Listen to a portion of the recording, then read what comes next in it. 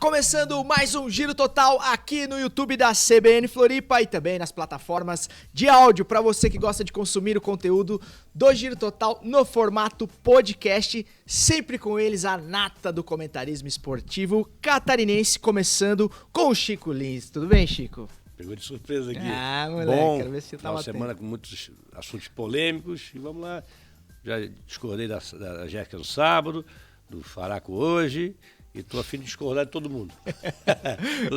Tô sentindo que o programa vai ser da discórdia. Para mais discordâncias, assista o Giro Total até o final. Jéssica Sescon, mais um Giro Total, minha querida. Bora fazer mais um Giro Total, né, com esse rebelde sem causa, que tá aqui sentado com a gente. Vai ser bom esse giro, vai ser bom. Rodrigo Faraco, tudo bem, Rodrigo? Tudo bem, tô sempre na paz, tranquilo. Nem sempre. Hoje é segunda-feira, começando uma semana, então nada que me incomode. É isso aí, nesse clima amistoso que a gente dá início nos trabalhos depois que o Faraco der o tapa. Roda a vinheta.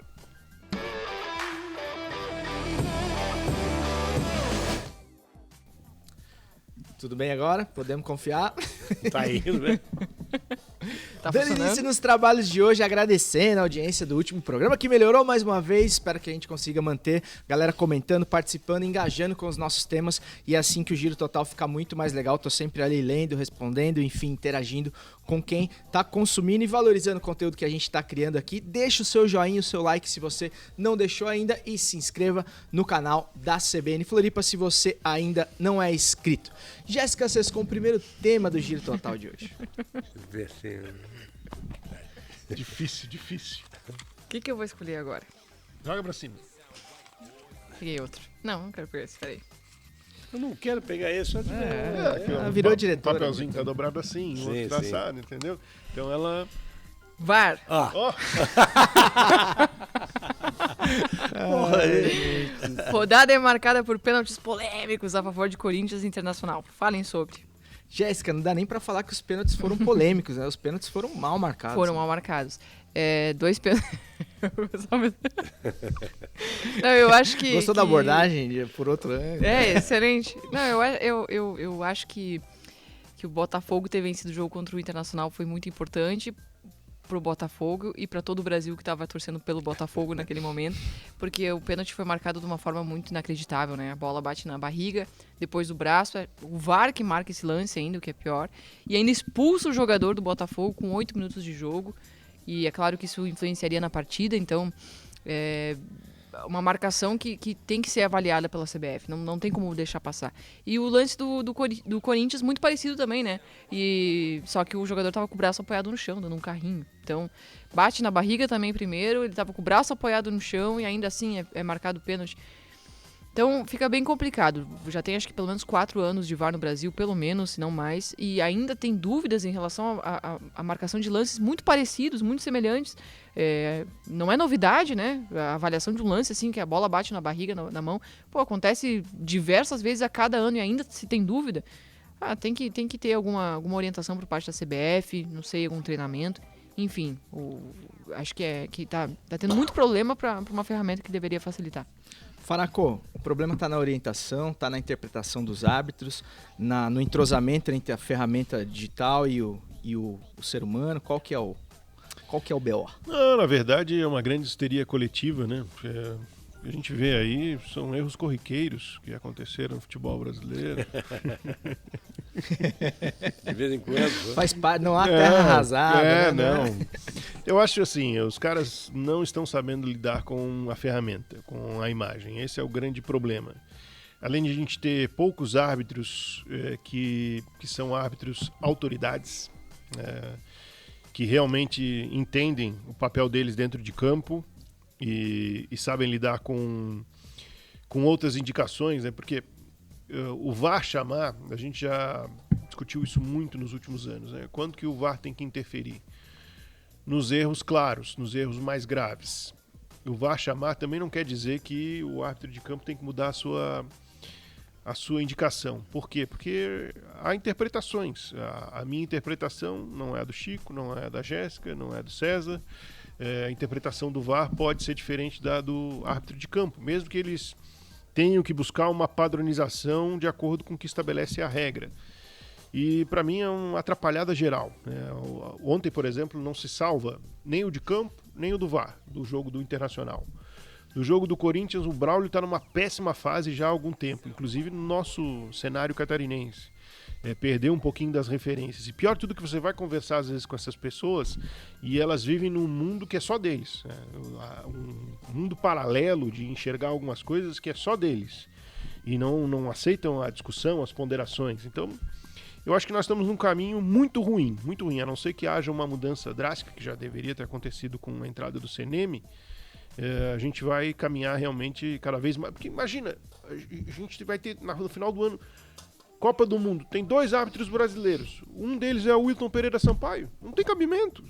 É um árbitro que não tem qualidade para estar numa Copa do Mundo, para ser referência mundial de arbitragem. Mas ele vai representar bem a arbitragem brasileira. Vai, mas assim, vai ser um retrato fiel, né? Do que é fazendo uma separação, né? O Klaus é ótimo. O Klaus tinha que ser a referência nacional de arbitragem de toda a Escola Nacional de Arbitragem, porque ele é realmente muito bom. Agora, tirando o Klaus. É uma exceção, né? Ô, Chico, e o problema é que não dá nem pra gente falar que se trata de uma ferramenta nova, que tá num processo de adaptação, onde os erros vão acontecer. São anos, né, de erros e por que não há correção? Porque a gente consegue ver que tá errado, porque na semana seguinte vai acontecer de novo e na seguinte também. Eu acho que falta comando, padronização, que o Rodrigo falou, né? E esse também que o árbitro de VAR, né, o operador do VAR, que fica lá em cima, ele não querer toda hora estar achando pelo em ovo. Né? Ser protagonista do espetáculo. É uma expressão bem vulgar, bem corriqueira. O árbitro de campo, claro que o VAR está ali para corrigir, mas olha, eles chamam o árbitro, vê lá, aí o cara, não estou vendo nada. Não, mas olha ali, não, mas aquilo lá, olha em câmera lenta. Eu já falei aqui diversas vezes que câmera lenta, até um beijo na minha mãe pode parecer uma agressão. Sabe, em câmera lenta. Então, esse pênalti achado é o do Atlético Paranaense contra o Curitiba. Sim. Porque se vai na jogada normal, não foi nada. Só foi o choque de jogada e segue o jogo. Não. Aí vão lá no VAR. Não, essa imagem, esse ângulo. E a questão não é a tecnologia. Pode ser assim, o profissional lidar com a tecnologia, ok. Porque onde tem árbitro bom, o VAR funciona. Onde não tem árbitro bom, o VAR não funciona, porque quem opera são os árbitros. Então eu acho que a arbitragem brasileira passa por um momento de falta de comando, mesmo com as trocas, né, quem é que saiu? Saiu o Alice Pena Júnior, antes Isso, saiu tinha o Gaciba. O Gaciba, agora chegou o CNM. Falta comando e falta padronização. É isso assim, olha, a bola bate aqui na mão, isso não é pênalti. Mas Chico, vou te dizer um negócio, sabe quem é a referência no Brasil de VAR? Wagner Hillway, Rodrigo D'Alonso Ferreira, que é FIFA, no VAR. Então, Rafael Trace. Que ontem fez a lambança. São bons árbitros de campo? Não, eu não acho. O D'Alonso é até aqui localmente um árbitro que a gente respeita bastante, mas para ser autoridade... Não. Então, eu nacional? Acho que e essa coisa também, é assim, eu não vejo em outro lugar no futebol, eu vejo futebol no mundo inteiro. Eu não vejo em outro lugar onde as decisões dos árbitros, até mesmo, eu acho que isso aí mete uma pressão a mais na arbitragem, que não estão contestadas por técnicos, por imprensa também. Mas é que tem um pouco disso. Jogadores. Como não existe um padrão, ora aquilo ali é uma falta, ora aquilo não é uma falta. Alimenta essa histeria. Então, é por isso que tem tanta discussão quando se chama o VAR, porque o jogador em campo já sabe que é algo duvidoso, que é algo que depende da interpretação das pessoas. Acho que não tem que ter interpretação, tem que definir se é regra ou não. Daqui a pouco o Brasil vai ter que ter o VAR do VAR. É verdade. Mas é ridículo. Agência Nacional de Controle do VAR. Aliás, só no Brasil, né? Pra ter... E em algum outro momento, algum outro giro total, você disse que a gente vivia uma crise de interpretação de texto, a gente vive também uma crise de interpretação de imagem. Também. Cara, os caras olham o negócio brigam e com a imagem. Eu vou dar um exemplo. O segundo gol do Fluminense contra o Avaí, tem um lance que eles chegaram a parar pra dar uma avaliada, mas o VAR não chamou. Que eles se agarram na lateral do campo. Uma disputa. Uhum. Os dois se agarram, mas se tu pegar uma imagem de um jogador puxando... Tu vai dizer que aquilo ali é falta? Pode pegar pra um. Mas tem que pegar outro. o lance como um todo, porque os dois disputam aquele espaço, os dois se puxam, os dois se agarram, entende? Então, ainda bem que naquele momento o VAR não chamou, mas era um lance que se tivesse fechado uma câmera na mão de um jogador ia poder marcar. Exceção feita, claro, ao lance do Corinthians, que trata-se de uma reparação histórica, posto que o Corinthians, historicamente, sempre perseguido pela arbitragem. Só que não. Vivi pra ouvir essa. Rafael, eu ia falar Rafael Faraco. Rodrigo Faraco. Jéssica, tu consegue abrir isso aqui? Tem um... Eu consigo, mas não vou não. Não vou nem olhar, tá? Pra vocês não falarem. Isso mesmo. Isso mesmo. Putz. Quem é a faixa do cara do Inter que tava ao contrário? Aquilo foi bom demais. Muito bom. Uma vez, Flamengo, vocês acham que a crise na Gávea é momentânea Que assunto ou o buraco espetacular. é mais embaixo? Agora o Primeiro, eu bicho vai peço pegar para os aqui. senhores manterem a calma e vamos falar de é ótimo. Flamengo. Desabafem. Pega o biombo ali. Deixa ele falar primeiro. Vai lá, Rodrigão. Não, quando eu Desce falo além. de Flamengo analisando, eu falo de Flamengo analisando. Acho que o Flamengo tem uma crise que é institucional. É uma crise que passa pela presidência, chega ao departamento de futebol e repercute num vestiário que está totalmente descontrolado. O Flamengo está sem comando no seu departamento de futebol e com uma presidência omissa nas atitudes que já deveriam ter sido tomadas há algum tempo. E isso gera no vestiário uma bagunça. Não dá para admitir que qualquer jogador, seja ele com mais tempo de clube ou menos tempo de clube, faça o que queira dentro de uma sala de imprensa, que é no CT desse clube. Se esse clube quer se dar ao respeito, foi o que aconteceu com o Diego Ribas há uns 2 meses, invadiu a sala de imprensa para fazer um videozinho que ele postou no Instagram dele, contestando um jornalista. Não é que ele não possa contestar o jornalista, mas assim, o jeito que ele fez, parece que o Flamengo é a casa da mãe Joana, né? E ele faz o que quiser Dentro do clube, porque né? ele já é do Flamengo desde 2015. Então, isso não existe. Então, demorou para acontecer o que está acontecendo. Quando o jogador começa a achar que ele é maior do que a instituição, acabou. E isso vem por falta de comando. Por que a gente não vê isso na Europa? Eu sempre uso um exemplo do Emerson, jogador do Grêmio, que fez carreira na Europa e na seleção. E ele é um jogador muito respeitado internacionalmente. E aí teve um jogo da Juventus, isso ele contou para um colega nosso lá no Rio Grande do Sul, Caco da Mota, numa entrevista. Ele teve um jogo da Juventus que era clássico e a Juventus perdeu. E ele entrou no vestiário chutando garrafinha. Tava pé da vida com a derrota e tal. E entrou no vestiário chutando garrafinha, esbravejando e tal. Aí passou aquilo no domingo, na segunda-feira, o diretor esportivo chamou ele na sala. Vem na minha sala, Emerson, quero conversar. Daí o Emerson entrou na sala e ele falou assim, olha, a gente aprova o teu descontentamento com a derrota, a tua indignação com o resultado, com a atuação da equipe, só que aqui na Juventus ninguém chuta garrafinha no vestiário. Aqui a gente tem uma forma de trabalho.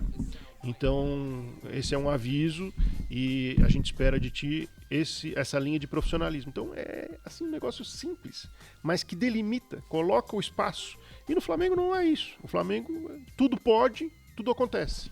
E os caras viraram autoridades dentro do Flamengo, se esquecendo de que a grande autoridade é o Flamengo. Faraco, Chico, você acha que um pouco disso que o Faraco trouxe tem a ver com o status que esses atletas, geração 2019, foram elevados nessa comparação com 81 e tal? Você acha que tem um pouco isso disso? Que eu ia falar, claro. Deram a chave do clube para os caras e falaram, onde qualquer coisa que você faça pelo Flamengo, um título, um grande jogo, repercute muito. Flamengo é uma marca importantíssima, a marca tem uma visibilidade enorme. Só que é o seguinte, eu acompanhei bem o time de 81, né? Aqueles caras são meus ídolos até hoje. Menos o Tito. Menos o Tito, aí concordava. Mas jogava muito também. E aí, mas só que os líderes daquele grupo, vou chamar o Zico e o Júnior, geralmente eram os 2 maiores líderes, eles eram exemplos. O Zico eu ficava vendo treinando falta depois do jogo, botava a camisa lá e ficava batendo falta. E nunca se colocou como maior que a instituição. Nunca. E o Zico, que é o nosso Deus rubro-negro. Né? Então não tem essa. Então, eu acho esses jogadores ok, ganharam, jogaram bonito, mas eles não se realimentaram, assim, eles dormiram naquela bolha. E isso que o Rodrigo falou é fundamental dentro de um vestiário. O vestiário precisa de comando, precisa de limites. E o time do Flamengo, a gente conhece um pouco a cultura do jogador brasileiro, aí não é só do Flamengo, não. Ganha, é difícil manter o foco, manter a fome da vitória, tal, e eu acho que isso aconteceu no Flamengo. O Flamengo hoje, eu acho, desculpa a palavra, uma zona. Ali todo mundo faz o que quer. E isso reflete dentro de campo. Não vai resolver o problema mandando o Paulo Souza, trazendo Jorge Jesus ou Dorival Júnior. Vai precisar fazer uma renovação imensa, a começar pelo departamento de futebol, pelos responsáveis. Porque permitiram que esse caos, né, se estabelecesse dentro do vestiário e do clube. Então, o Marcos Braz é vereador no Rio de Janeiro. O Marcos Braz é Semana passada levou político para dentro do vestiário do Flamengo para ficar batendo foto. Tem cabimento isso? Nada. A bagunça começa com ele. Exatamente. Ele sempre usou o clube como plataforma gente. Política, né? Quando ganha um título, ok, o vestiário abre um pouquinho. O jogo, depois do jogo, não tem que estar ninguém no vestiário. O vestiário é do jogador. Nem dirigente. Na hora ali, ok, valeu, parabéns, vitória, pum, vaza. Sagrado, né? Então, eu acho que o Flamengo é isso. Ele dormiu numa glória de 2019 e está dormindo. Porque nós estamos em 2022, o Flamengo pode ser que ganhe, porque tem qualidade do seu time, vai chegar o Everton, mas não vejo o Flamengo, adoraria, mas não vejo o Flamengo reagindo no Brasileiro ou chegando longe na Libertadores. Ô Jéssica, entende-se que o Flamengo demorou para fazer o processo de renovação depois desses grandes títulos. Como é que mexe num time, manda embora os caras que acabaram de ganhar, por exemplo? O principal problema é que a torcida não deixa, né? A torcida tenha viva ainda na memória o momento de glória, né, desses jogadores. Eu não acompanho a direção do Flamengo, não tenho essas informações, por isso confio no que o Faraco traz, o que o Chico traz. Vou me ater só à questão do vestiário, à questão do grupo de jogadores, assim. Sou dessa opinião que é necessária uma renovação após um elenco ser muito vencedor, justamente porque ele perde a noção de valores, né? A gente já vive numa sociedade e numa realidade de futebol onde os valores estão muito deturpados, né? Um jogador ganha 1 milhão, 1,5 milhão de reais por mês de salário, sem contar outras coisas que vêm junto, num país onde tem 30% da população na linha da miséria. Então, ali o jogador já perde a noção do qual que é o tamanho dele. Né? É muito complicado o jogador manter os pés no chão com 20 e poucos anos, ganhando um salário absurdo, sendo o ídolo dos principais clubes do país, com a torcida imitando, vindo de uma infância já difícil, com a televisão mostrando as crianças imitando o cabelo dele, sabe? Sim. Porque ganhar mal não é bom, mas ensina um bocado, né? Você tem a grana mas é curta, muito complicado. Uma bela faculdade. É muito complicado manter os pés no chão e ele ter a noção que ele é menor do que o time. E aí ele é o cara que é o ídolo que fez o time ser campeão de novo depois de 30 anos. Antigamente, o time de 81 não vivia essa realidade. Claro que era um tempo onde as pessoas tinham os valores muito mais concretos na sua vida, mas não ganhavam um salário absurdo assim. Então, talvez era mais fácil para aqueles jogadores manter os pés no chão. E hoje é mais complicado. Então, por isso que eu acho tão importante, depois de um time vencedor, se iniciar uma renovação. Não precisa de cara demitir. Não é isso. Encurta o tempo Palmeiras fez isso. Encurta o tempo de contrato. Começa a planejar já qual é o elenco que tu vai formar. Tu é um cara bom. Tu tem ainda tempo de contrato, mas começa a planejar estrategicamente uma reserva para esse jogador, não de imediato, mas é por isso que existe um planejamento de futebol, né? E eu vejo isso no Brasil, não é a primeira, não é a segunda, não é a muitos times, depois de serem campeões, passam uma fase muito ruim, ou são inclusive rebaixados, porque não conseguem, perdem o timing de fazer essa renovação e não conseguem ver por esse prisma. Né? Então, eu acho que um pouco do Flamengo que o Flamengo está passando hoje é isso, né? E ficou muito tempo preso a uma ideia mágica de trazer o Jesus de volta para fazer o mesmo time jogar de novo.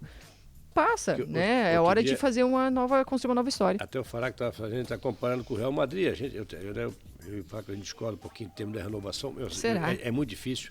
Por exemplo, guardando as devidas proporções. Que eu acho que o problema não é a idade. Não, mas, por exemplo, o Real Madrid, que vem ganhando aí bastante tempo na Copa Europa, dois caras que saíram do Real Madrid, Cristiano Ronaldo e Sérgio Ramos. Não, o Palmeiras fez, Gico. Palmeiras, Felipe Melo e o William. O William, Jailson, goleiro. Antes lá, o Fernando Praz também foi liberado. Então o Palmeiras tem conseguido fazer de uma forma tranquila e você não vê bagunça no Palmeiras. Não, exatamente. Não tem bagunça no Palmeiras. A instituição é respeitada. Eu só discordo da questão da idade, que eu acho assim, o problema não está na idade do jogador.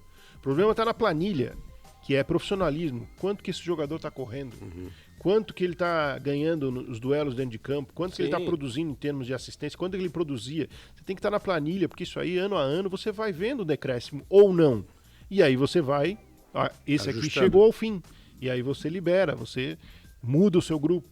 E não é a idade que vai determinar isso, é o rendimento dentro de campo. A idade faz parte. Obviamente, alguns vão sucumbir à idade, mas nem todos. Eu não concordo isso. Inclusive você que costuma acompanhar o Flamengo, ou torce pelo Flamengo também, ou gosta de secar, deixa aí nos comentários aí o que você acha, quem que você acha que já deu, que já tem que ir embora do Flamengo, quem que você acha que ainda dá um cauto. Um debate de alto nível aqui, Discord de Chico Lins e mas Rodrigo aí Faraco, quando eu tô torcendo, daí é outra coisa. Não, é bem diferente. O cara que falou que ontem... Ontem eu fiquei muito irritado com o Flamengo. Muito. Fazia tempo que eu ficava por time. Eu não. G11. Avaí perde para o Flu com má atuação coletiva e erros individuais. O que faltou? O que faltou, Chico Lins? Isso que viu o jogo de folga ontem. Faltou primeiro, intensidade que o Avaí teve em outros jogos. Mas ele jogou 3 jogos numa semana. Sim, mas, por exemplo, o meio de campo titular não jogou no meio de semana, estava descansado. Qual é o meio de campo titular? O meio de campo titular é o Raniel, o Bruno e o Eduardo. Mas vai continuar sendo? Não sei, aí é outra pauta, né? Mas eu acho que faltou entender melhor o jogo. A estratégia do Barroca não foi a ideal. Todo mundo sabe que o Fluminense treina, o Fernando Diniz treina a saída de bola. Se essa pressão em si é alta, precisa ser muito bem executada, e não foi bem executada. O Fluminense teve espaço quando quebrou a primeira linha, saía com muita superioridade numérica, saía com muitos espaços. E quando o Avaí baixava suas linhas, marcava seu campo, também tinha dificuldade aí muito também para os erros individuais. Né? Nós não tivemos um bom dia do Bressan. Os 3 jogadores de meio que a gente falou, o Eduardo não repetiu boas atuações, o Bruno estava perdido, o Raniel um pouquinho acima, o Raniel até no segundo tempo jogou bem, no começo do segundo tempo, depois se perdeu, sem bola se perdeu também. Então foi uma fraca atuação coletiva com erros pontuais individuais, num dia que o Fluminense meteu 3 bolas na trave, criou outras situações e fez 2 gols. Então uma atuação totalmente diferente desses últimos jogos do Avaí, principalmente do jogo contra o Fortaleza. Que o Avaí jogou bem, mas o Avaí precisa de intensidade e precisa entender o que é o campeonato do Avaí. O campeonato do Avaí é marcar forte, com intensidade e entender um pouquinho o adversário. Eu elogiei o Barroca no outro dia, dizendo assim, ali o Atlético Goianiense jogou mal contra o Avaí, o Botafogo jogou mal contra o Avaí. Não é possível que sempre um mau dia do Atlético, um mau dia do Botafogo. O Barroca entendeu o que era neutralizar os pontos fortes dessas 2 equipes. Contra o Fluminense, eu achei que faltou uma leitura mais fiel ao que o Fluminense é por parte do Barroca. E a execução, claro, dos jogadores. Jéssica, o Barroca costuma dizer que a concorrência no elenco dele está sempre aberta, ele não gosta de definir um time titular. Quando uma formação vai muito bem, como foi o caso do jogo contra o Fortaleza, e ele muda completamente, no caso do meio-campo, para o jogo seguinte, ele erra ou era natural que voltassem os que vinham atuando? É acertado, era o meio-campo que estava jogando titular e estava jogando bem, né? Se estivesse jogando mal e aí entra o meio-campo que vai bem, beleza, mas não era o caso. Esse meio-campo estava jogando muito bem também, antes de ser substituído contra o Fortaleza. Eu acho que contra o Fluminense, no primeiro tempo, a impressão que eu fiquei era de uma marcação muito desajustada no meio-campo. Não acho que faltou intensidade em si, sabe? Eu acho que era um time que estava correndo muito errado e posicionado errado. Faltou marcar por ali, mas eu acho que faltou por uma questão de posicionamento, né? O Raniel, como primeiro volante, ele marcava muito a linha de passe e nas costas do Eduardo aparecia o Ganso, quase sempre livre, né? A construção estava toda pelo lado esquerdo, então o Raniel ficava direcionado para fechar a linha de passe que vinha do lado esquerdo e o Eduardo não conseguia fazer essa cobertura nas costas dele, porque ele não estava alinhado com o Raniel. E eu acho que ali era um jogo que, se tivesse um volante alinhado com o Raniel, teria suprido esse espaço por ali, teria feito essa contenção. Eu acho que foi uma questão de posicionamento. O Avaí não conseguiu ajustar. Ou essa marcação ela deveria estar lá no Morato. Morato não, perdão. No Potker. Não. No Muriqui? Os 2 volantes no Ayrton. É Ayrton? Não, do Fluminense? Fluminense. Não, o André. Não, e o outro é o... Nonato. Falei Morato. E o Nonato. Ou essa marcação tinha que estar ajustada neles, quando eles recebem a bola, ou ela tem que estar, então, alinhada. E eu acho que não estava nenhuma coisa nem outra. Então, talvez uma leitura do Eduardo, que faltou, Pode ser, mas o Jean Kleber depois entrou e continuou a mesma situação, sabe? Então acho que o Barroca, um problema que eu vejo também no Júnior Rocha, bem mais exacerbado que no Barroca, mas às vezes o jogo propõe uma situação que cabe você sair daquilo que tu entrou em campo. Cabe um ajuste, entende? É possível fazer isso. Isso não mostra falta de convicção do treinador, pelo contrário, mostra muita coragem em mudar. Então, eu acho que faltou isso. O Avaí poderia ter vencido o Fluminense se tivesse agido de outra maneira, mas não foi o caso, né? O Fanac, não é a primeira vez que a gente fala que o Barroca demora um pouco a ler taticamente o jogo quando as coisas não vão bem. Foi mais ou menos isso que aconteceu ontem. Me lembrou muito o começo do jogo do Avaí contra o Corinthians em São Paulo. Lembrou. Completamente perdido, lembrou assim. bastante, mas não foi a leitura durante o jogo, não. Foi já o plano de jogo do Barroca. Já entrou errado. Já entrou errado. Tomou o gol a 4 minutos porque já estava errado. Dá pra ver lá na imagem aqui a mesa inteira, né? Vamos imaginar que isso aqui é um campo de futebol, tá? Lá naquela ponta é o goleiro do Avaí, aqui nessa ponta é o goleiro do Fluminense. O que o Fluminense quer? Sai com a bola aqui para atrair o time adversário para cá e gerar todo esse espaço aqui para jogar bola. O que o time adversário tem que fazer para impedir isso? Se ele quiser marcar em cima, ele tem que vir todo o time até aqui, preencher esse espaço aqui e pressionar de verdade. O que o Avaí fez? Botava 3 jogadores aqui, mais alguns aqui, a linha de defesa estava lá atrás. Então o que gerou? O Fluminense sai bem com a bola. O Fluminense consegue sair da pressão. Porque treina, né? Porque treina isso o tempo inteiro. E sai bem mesmo. Com as melhores pressões, eles saem. O que gerou? Com uma pressão meia boca, eles então? saíram com facilidade, espaço para o meio para jogar, a bola foi parar lá rapidinho, gol do Fluminense. Por quê? Porque não tinha ninguém para marcar os caras. Porque o time estava espalhado, não era um bloco compacto. Correndo atrás. Então, isso aí, todo mundo sabe, não sou eu que estou falando. Se você fizer uma conversa com gente que vê o Campeonato Brasileiro, todo mundo sabe que os times do Fernando Diniz jogam assim. E de algum tempo, você não faz a saída de bola aqui trabalhada por nada. Mas o Fluminense foi melhor durante o primeiro tempo inteiro, né? Não só quando o Avaí subia para fazer essa pressão. Mas né? assim... Jogou o Avaí mesmo quando não tava. A bola também tinha mais qualidade. Jogou com a vantagem, jogando solto. Jogou confortável. Quer dizer, o Avaí não fez uma marcação, não fez um jogo de acordo com o seu adversário. Isso que o Chico falou, contra o Fortaleza foi perfeito. Anulou. Qual é o jogo do Fortaleza? É aquela defesa alta, lado do campo, pegar o erro, a roubada de bola e objetividade. O Avaí não deu isso pro Fortaleza. Contra o Fluminense, não. O Avaí deu exatamente o que o Fluminense queria. Então, teve até um ouvinte que mandou por em cima do lance que o Avaí tinha que ter um técnico de casa e o outro fora de casa. Não. O que precisa é o seguinte, o Barroca entender que nos jogos de casa o Avaí vai ter uma característica e nos jogos fora de casa ele vai ter que analisar cada jogo.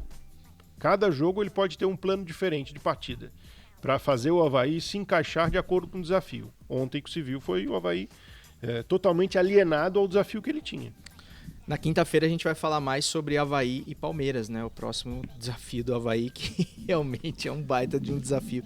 Mas vocês acham que agora mantém o meio-campo dito titular, tenta de repente encontrar uma outra peça que jogou no jogo anterior, uma mescla? Sim, mas eu botaria o Bruno Silva de primeiro volante. Acho que o Avaí vai melhor assim. E também para entrar nesse meio campo, só se fosse... Tem o Lucas Ventura, que é primeiro volante, acho que não é o caso. O Galdesani está sempre lesionado, acho que vai estar ainda essa semana. E o outro é o... Contra o Palmeiras? Não, o Jean Kleber, né? Contra o Palmeiras. Também não é o caso. Contra o Palmeiras eu vou botar o Bruno Silva, Galdesani, Lucas Ventura, Eduardo, Jean Kleber. Traz o Betão, né? Fala, Betão, não, Betão deixa a base Betão aí, precisa, mas muita marcação no meio de campo. Não. Por exemplo, não é um jogo para Muriqui. Porque o Muriqui muito mal também ontem, né? Mal. Não ele sozinho, muita gente mal individualmente, coletivamente, mas contra o Palmeiras, que joga o time em intensidade do primeiro ao último minuto, o Avaí vai ter que responder na parte física, porque na parte técnica não dá. Não dá. Mas, se o meio-campo não vai mudar, a zaga vai mudar, tá? Porque o Bressan chegou no limite dele. Não, eu acho também.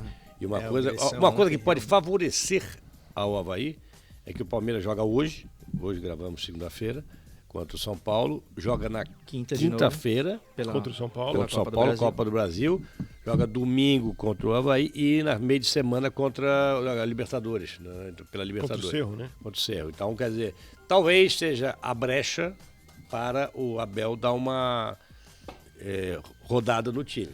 Até porque o Avaí sentiu muito fisicamente também pela questão da sequência de jogos, né? O Avaí Eu jogou acho que muitos sentiu jogos. também.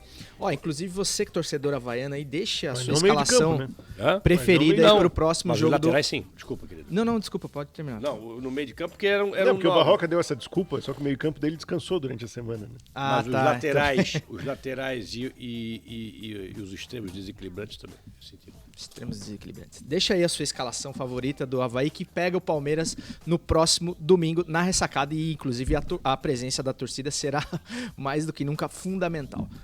Quanto tempo nós temos aí, Rafael? Programa? Tá. Achei que era 50. 5 horas. Era a minha vez mesmo, né? É, claro. Perfeitamente. Perfeitamente. Perfeitamente e evidentemente. Sem É o Lauro luz. Búrigo. Ele não vai conhecer o Lauro Búrigo. Quem? Não, a gente tinha Bruxo.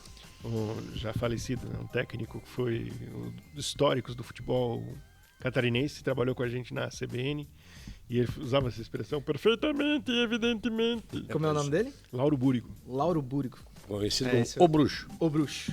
E era mesmo. Sem luz. Figueira empata com o Manaus com direito a apagão no estádio e no ataque do Furacão. Comentem. Quem vai? Vamos começar. Não, um jogo fraco do Figueirense. Primeiro tempo, mas muito fraco. O primeiro tempo foi um pouquinho melhor do que o jogo todo, né? Não, eu achei o começo do segundo tempo melhorzinho um pouco, antes do apagão. Mas durou o quê? 5 minutos? Não, também tem isso. Mas eu acho que a estratégia do Figueirense, do Júlio Rocha, sem os 3 jogadores, não funcionou. Quer dizer, não é a estratégia a mesma de sempre. Ele tentou jogar a mesma maneira, só que não tem Com os as jogadores outras para peças. fazer aquilo que ele tinha na cabeça. Não tinha Zé Mário, constrói pelo lado, não tinha Muriel, constrói pelo outro lado, não tinha André, que é um jogador que está sempre próximo da bola, sempre dando a opção de passe. E ele inverteu, colocou o Serginho, inverteu, colocou o Cleiton na direita e o Oberdan na esquerda, no meio de campo. E não andou, não funcionou, e o Figueirense teve muita dificuldade para criou uma situação de gol no primeiro tempo. Gustavo Só Henrique caiu nos Henrique, pés né? do Gustavo Henrique. caiu nos pés do Gustavo Henrique, poderia ter mudado o jogo ali, se faz um gol. Eu sempre falo que o Gustavo Henrique não tem, assim, grandes oportunidades que ele perdeu. Essa foi, né? Essa É igual o gol do Fluminense, o lance do Gustavo Henrique Igual, é igual o gol do Fluminense. igual. Se ele dá aqui, Do ó, Matheus, no né, chão, é gol. aqui, né, que Ele bateu em cima do goleiro. O goleiro não tem Exatamente. tempo de Eu cair, pensei- né? Dá embaixo Eu vi na hora do goleiro, gol do Fluminense, eu vi isso. E aqui, ele finalizou errado. O Gustavo Henrique não é um grande finalizador, mas ele está numa fase que ele vê o goleiro enorme e a trave pequena, então é difícil. Então, o Figueirense melhorou um pouquinho com a entrada do Léo Arthur, fez o gol. Eu acho até que se não tivesse o apagão, poderia fazer a virada, mas aí quando apagou, o jogo ficou horrível, né, gente? O jogo ficou muito ruim, nem o Manaus, né, que abriu o seu time todo. O Figueirense tem essa dificuldade, quando o outro time vem para cima, ele não consegue sair em contra-ataque. Ele não tá, parece que não treina isso, não tem o mecanismo de ativar o contra-ataque. O Figueirense não consegue fazer uma transição rápida, com passe, o espaço, passe, aproximação. Então, eu acho que o empate, diante das circunstâncias, desfalques, o jogo muito ruim, eu acho até que foi legal, porque manteve o Manaus atrás, mas ainda tem jogos aí nessa rodada e o Figueirense pode perder algumas posições. Ontem o Figueirense já tinha caído para quinta ou sexta colocação. Quinto. Fica aí no G8 ainda, mas é claro, né? Fazer 3 pontos e fazer 1, a diferença é muito grande numa tabela tão concorrida como essa da Série C. Jéssica Sesconi, para quem tinha a expectativa de jogar num estádio de Copa do Mundo, né? Foi um desastre. gramado na Um iluminação, campo né? horrível, iluminação O que cai, campo tava enfim. muito ruim, Ei, tá? Série C, né? Acho que claro que o Cleiton poderia ter jogado um pouco melhor, mas dava pra ver a dificuldade em dominar a bola. O campo tava muito ruim. E a iluminação, então, né, sem cabimento. Mas, enfim, acho que o Figueirense, falando do jogo agora, já falei aqui algumas vezes, o sentido do esquema tático é ele promover o espaço pro time jogar, né, ou apostar na velocidade, enfim, qual que vai ser a estratégia. Agora, o jogo do Figueirense, principalmente no primeiro tempo, um espaço enorme no meio campo pro Figueirense jogar e não tinha que ocupasse aquele espaço. Então, qual o sentido de ter 2 extremos abrindo, fazendo amplitude para eles fazem amplitude para alguém aparecer nesse espaço. Se não, ninguém ocupa esse espaço. Estabilizando a Jéssica nesse momento. Se ninguém ocupa esse espaço, não, eu tô tranquilo. Se ninguém ocupa esse espaço, não tem sentido nenhum ter esse esquema de 3 atacantes, né? Cebolinha faz chorar, né? Não é descascar cebola faz chorar. Vão fritar o Cebolinha no vestiário, sim. Parafraseando o nosso boss.